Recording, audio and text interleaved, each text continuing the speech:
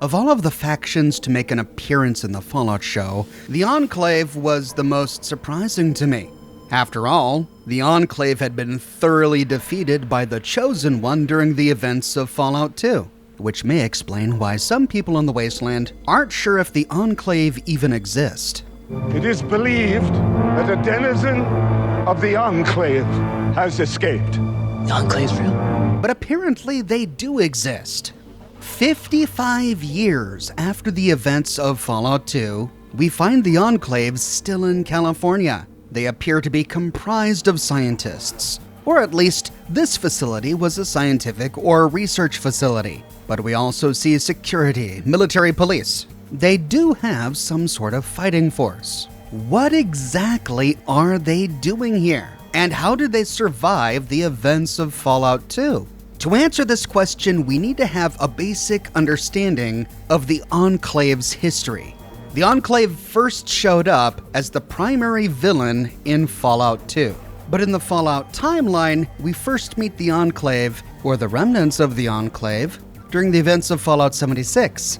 The Enclave was founded by the American government. When the bombs dropped on October 23, 2077, many of the people who comprised the government of America found shelter and survived. America fell, but America's government survived in the form of the Enclave, scattered around the country in pockets of safety. One such pocket of safety was an oil rig off the coast of California. It was here where the President of the United States went about 6 months before the bombs dropped. We learned from the Boston Bugle terminal entries during Fallout 4 that the President and his entire cabinet hadn't been seen publicly in some time, something that's even alluded to during the Fallout show. Negotiations were scheduled to continue today as the White House had no comment about the President's whereabouts. And this is because by that time they had all retreated to the oil rig.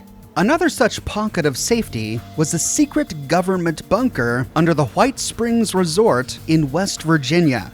Just before the bombs dropped, a number of high-ranking government officials sought shelter here at the White Springs Resort, including the Secretary of Agriculture, Thomas Eckhart. The White Springs bunker had an artificial intelligence named Modus. This AI connected to many of the secret government shelters across the nation, including one in DC called Raven Rock, where it often communicated with a ZAX unit. Now, unlike at the oil rig, not all of the government officials here at the White Springs bunker were part of the Enclave. Thomas Eckhart and a few others were part of the Enclave, and over time managed to convert or kill everyone else. This was a complicated and nuanced conflict, but to sum up, this violence in the White Springs bunker caused Modus, the AI, to kill every living human inside the bunker, including Thomas Eckhart and other Enclave personnel. Which is why Modus and a few robots are all that's left at the White Springs when we discover it in Fallout 76. But we learned that it was the Appalachian Enclave, Ridgely to be precise, who sent the blueprints for the XO-1 power armor to the Enclave at the presidential oil rig off the coast of California. With all the actual people dead here at the White Springs, we're going to have to go to the oil rig in California and hop forward in time about 155 years to understand the philosophy and the goals that the Enclave eventually adopted. For most of Fallout 2, we don't see much of the Enclave, and that's because the Enclave is a reclusive organization. Most of the time, they don't like to have a public-facing presence.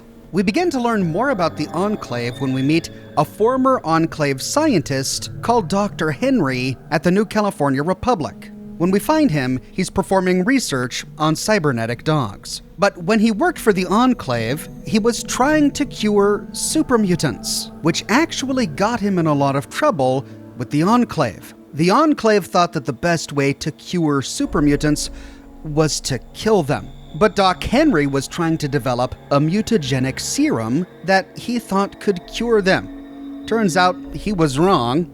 A cure for supermutants infected with FEV won't be developed until Virgil, many years later in Boston. But he left the Enclave because he ethically disagreed with what they were doing. He was working closely with Dr. Schreiber at an Enclave base called Navarro, but Dr. Schreiber was just interested in the supermutant problem if he could weaponize supermutants, if he could use them as soldiers. And when that failed, Dr. Schreiber started experimenting on other wasteland creatures, ultimately choosing to experiment on the Deathclaw to see if he could make an Enclave army of behaviorally controlled Deathclaws. Dr. Schreiber ultimately decided this wasn't a good idea because the Deathclaws in his neck of the woods were a bit too intelligent for the program. He deemed them to be too great a threat. And so, like with every other mutated creature they've come across so far, his recommendation was to destroy them. Destroying things appears to become a common solution for people of the Enclave, as we discover in the opening cutscene for Fallout 2. The Enclave arrives at Vault 13, and the Vault 13 residents open the door. Perhaps it's Reclamation Day. Perhaps it's time to rebuild the American government. But no.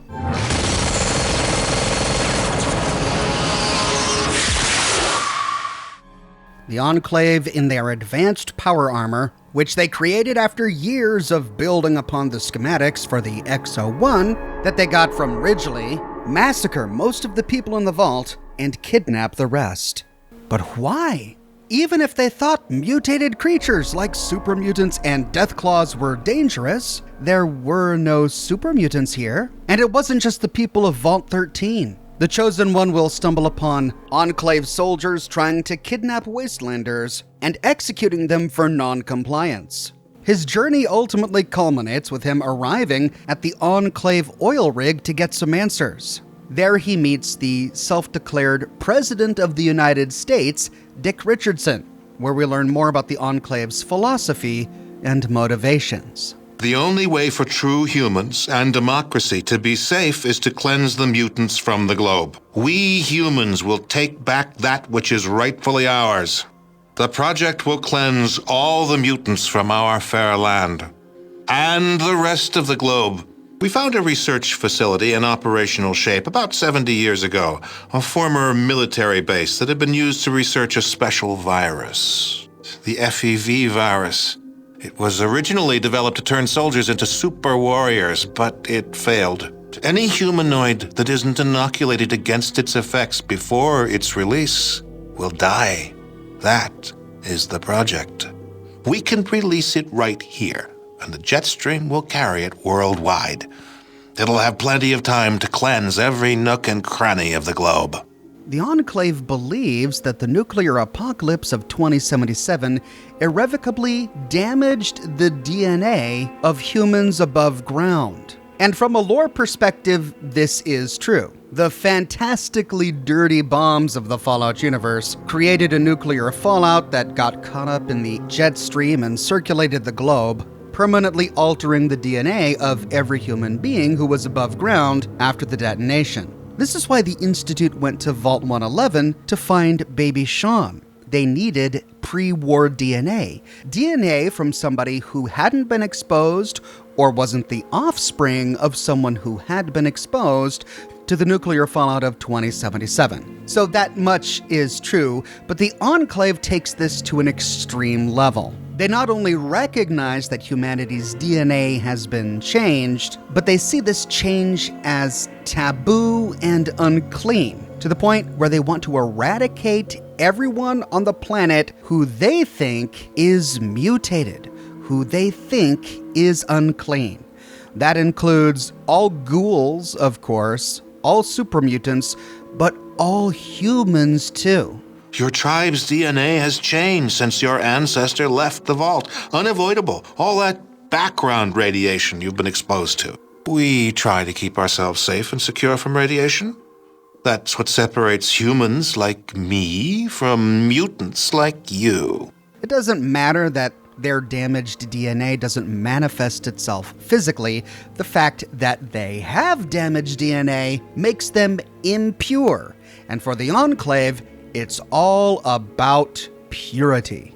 The Enclave planned to kill all mutants, including humans, by releasing a modified version of FEV, the forced evolutionary virus called FEV Curling 13, into the atmosphere.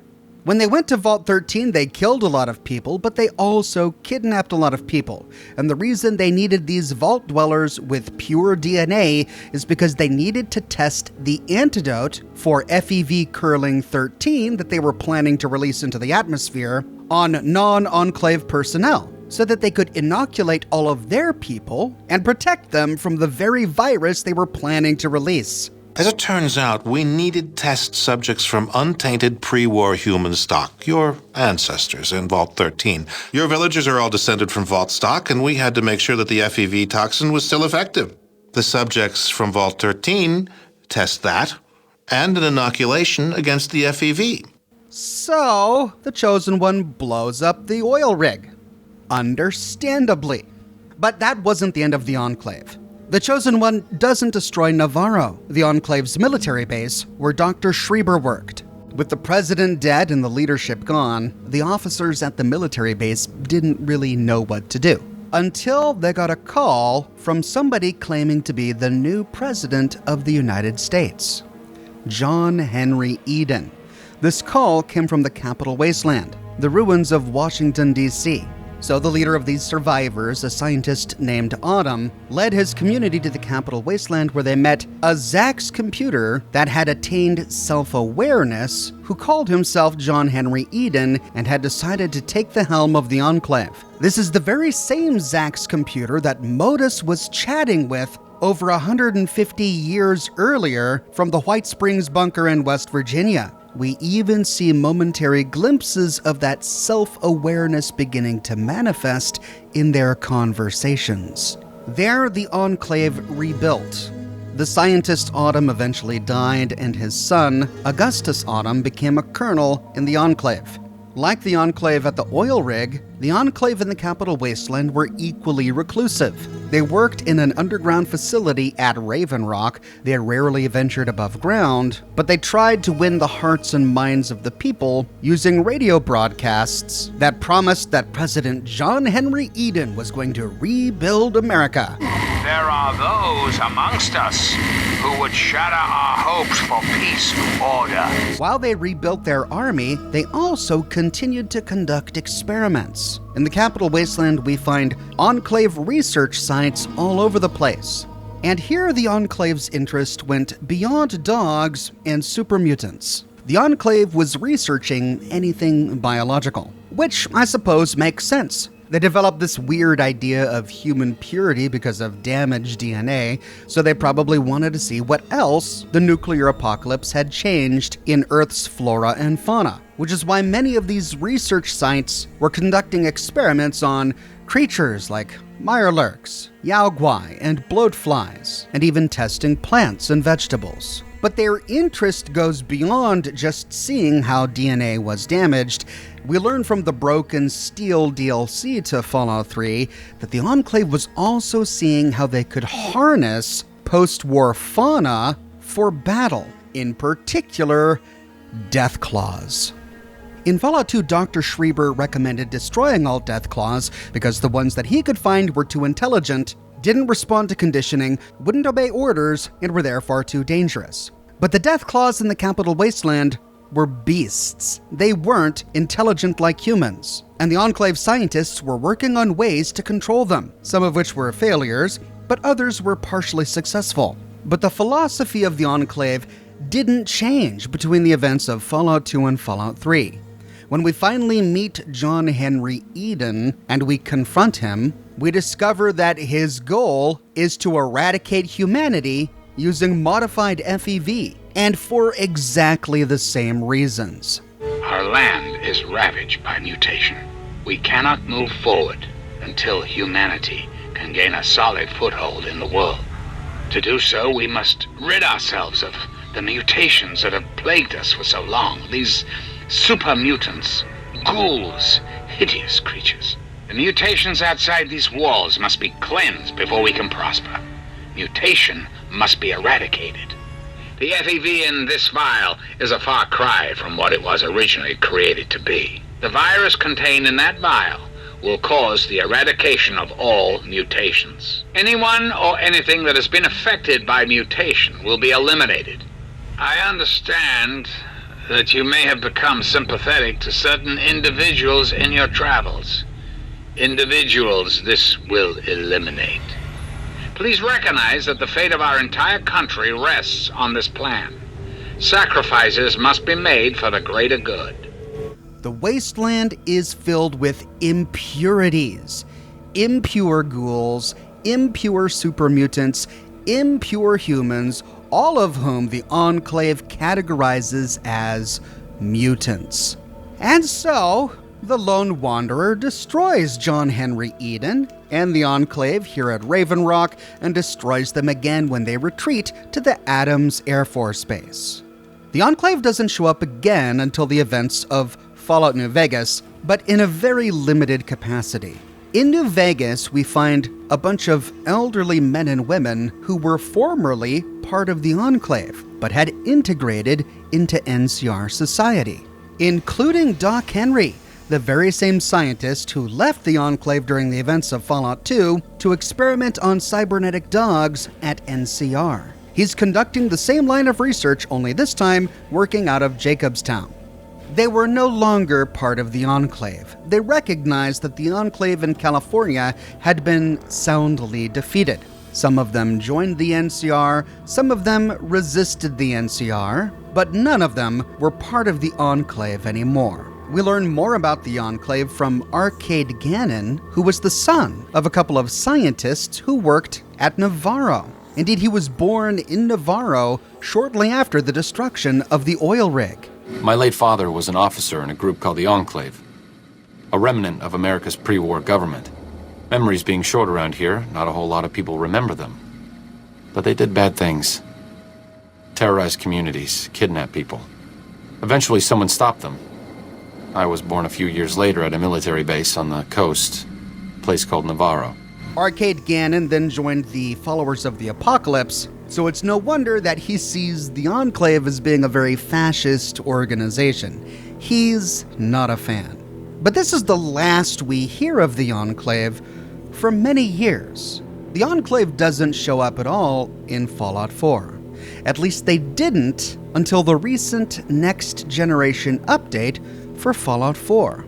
This update included a bunch of Enclave-themed Creation Club creations to the vanilla game. We no longer have to buy these creations from the Creation Club. They are now installed with the game, which makes them a baked-in part of the game, making them canonical. I covered all of this Enclave lore in a series of videos, my most recent one that you can watch here. But we learn from this new content in Fallout 4 that the Enclave on the East Coast is beginning to re-emerge. They weren't all destroyed at Raven Rock and the Adams Air Force Base. There were survivors, and these survivors have reorganized. The survivors in California at Navarro were headless and aimless until John Henry Eden called them to the East Coast. But the survivors of the East Coast have apparently reorganized themselves. And they're doing the exact same things. In Fallout 4, the Enclave have a bunch of research sites posted all over the Boston wasteland. And at these research sites, they're gathering samples, extracting DNA, researching biological life. But they're still incredibly reclusive. We find a few Enclave outposts, a recently erected Enclave base, but we don't find an Enclave headquarters. We don't know where they're operating out of. But we can presume that they're a much smaller faction than they were during Fallout 3. It's only been 10 years between the events of Fallout 3 and Fallout 4. That's not a lot of time for them to rebuild their entire military, and they appear to greatly value the individual pieces of armor that they have. One of the new quests we get shows the Enclave sending an entire squadron to Boston just to retrieve one suit of Exo-2 power armor. And that brings us to the show. The show takes place 9 years after the events of Fallout 4. But 15 years after the events of Fallout New Vegas, and over 50 years after the events of Fallout 2. That's plenty of time for the Enclave to have rebuilt. And what do we see when we find the Enclave? Scientists, experiments, dogs. We don't see them making cyber dogs or dealing with brains, even though we do find a brain in a jar in Wilzig's office, so maybe they are working on cyber dogs somewhere else. Instead, they appear to be breeding attack dogs. They're very selective about the dogs they choose. Each dog they choose has to be over a certain weight. That gives us the impression that they want to make sure that the end product is a strong and healthy dog. According to the lettering on his door, Dr. Siggy Wilzig was an engineer, specifically a behavioral engineer. It was from this lab that he got CX-404. The Enclave is trying to engineer the behavior of dogs, much in the same way that Dr. Schreiber was trying to engineer the behavior of Deathclaws at Navarro. We see a pack of dogs being trained by the Enclave, wearing strange transmitter devices around their necks, much in the same way we find Deathclaws at the Enclave's Adams Air Force Base, with strange transmitter devices attached to their heads. Dogs are the only animals we see here at the Enclave base, but it's possible that they're experimenting on other animals as well. There's a train here with the words live cargo written on it, and it looks like it could transport creatures that are much larger than dogs. There's a brief scene where we see a super mutant on a stretcher. We barely see its arm under a sheet on a stretcher as it's pushed by. This means they still have FEV. The forced evolutionary virus, the virus they first tried to put into the jet stream during Fallout 2, and then tried to put in the Capital Wasteland's water supply in Fallout 3. Could it be that FEV is still part of their plan to eradicate all mutant life, including humans, from the planet? Or could it be that the Enclave in California is experimenting with FEV in the same way that the Institute in Boston was, to create a super mutant army? Could it be that the Enclave in California is breeding super dogs to create an army that they control in the same way that they tried to control Deathclaws in Fallout 3? Could it be that they're going to inject these dogs with FEV to create an army of super mutant hounds? There's no way to know for sure. But knowing the history of the Enclave from the games, we know what their motivations are. Their motivations aren't the same as Vault-Tec. They don't want to end all wars by killing everyone who isn't them. Their motivations aren't the same as the Brotherhood of Steel. They don't want to end all wars by keeping dangerous technology out of the hands of people who would abuse it. They don't care about ending war. They care about purity, which is why we see them screening every scientist as they move from building to building. They're screening for radiation damage, they're screening for mutations, they're ensuring human purity. They were founded by the remnants of the US government, and so they see themselves as the heirs to America. And everyone who isn't them is a threat and an enemy. They want to wage war against anything they think is impure. That's gonna be super mutants. That's gonna be ghouls. And that's gonna be every person who isn't a member of the Enclave, whether they're from a vault or not. But just like in Fallout 2, when Dr. Henry rejected the Enclave because he disagreed with their ethics, and just like in Fallout New Vegas, when Arcade Gannon rejected the Enclave because they were too fascist, only to obfuscate my past association with a fascist paramilitary organization, Siggy Wilzig rejected the Enclave for the same reasons. After he's caught conducting his own personal experiment, it's hard to hear, but the subtitles show us that he calls his attacker a fascist. He morally objects to what the Enclave is doing here, and considering his ultimate goal is to provide cold fusion, free unlimited power to Moldaver and the NCR, You can change the future if you can bring me to Moldaver. We know he doesn't care about the perceived purity of humanity. The show gave us clues that they were experimenting with dogs and possibly super mutants. What else do you think the Enclave could be experimenting with? They've been reclusive. People in the wasteland didn't even know if the Enclave still existed due to their historic xenophobia. They rarely have to go out and meet people in the wasteland. Maybe they need to leave every now and then to procure samples, but aside from that, they can achieve their goals tucked away in their facility, growing more powerful and creating new weapons. When do you think they'll make a move? When do you think their army, if they are building one, will be done? Just in time for Season 2? Let me know your thoughts in the comments section below. I publish new Fallout videos each and every week on my channel, so if you don't want to miss my next one, be sure to subscribe and to click that bell notification button. I've got a plush for sale. My one-of-a-kind plush is ready to ship, but I've got limited inventory and I'm almost out of stock. If you want to make sure you get one before they're gone, snag one today. I have also got a shirt shop with completely unique designs that you can't find anywhere else.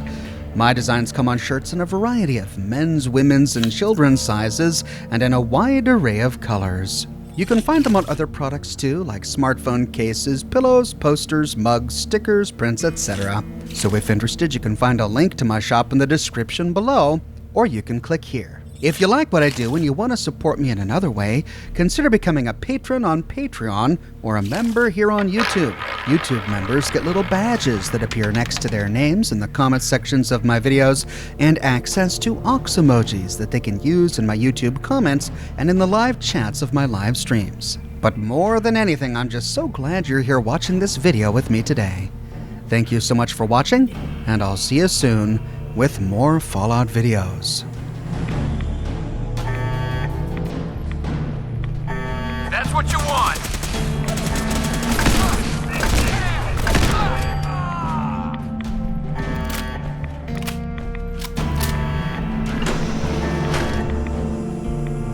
Damn it, where'd you go?